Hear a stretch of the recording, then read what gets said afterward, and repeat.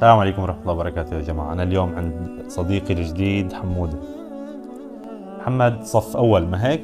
صف أول، محمد صف أول ومن الطلاب الشاطرين المجتهدين، لكن للأسف انقطع عن الدراسة. السبب اللي انقطع كرماله عن الدراسة إنه عينه صار فيها جرثومة والتهبت. أهله أخذوه على الدكتور، خبروا الدكتور إنه بحاجة لزراعة قرنية بشكل مستعجل، وإذا ما عمل هاي القرنية، ما عمل عملية زراعة قرنية، ربما تضرب الشبكية وتضرب العين الأخرى. يعني محمد اليوم بحاجتنا كلياتنا نوقف معه.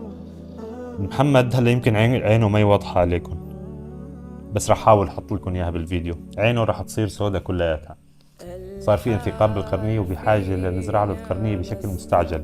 القرنية كلفتها عالي كتير، ومحمد والده عامل يومي، أيضا والده عنده إعاقة برجله، وما معه ولا 1% من مبلغ القرنية.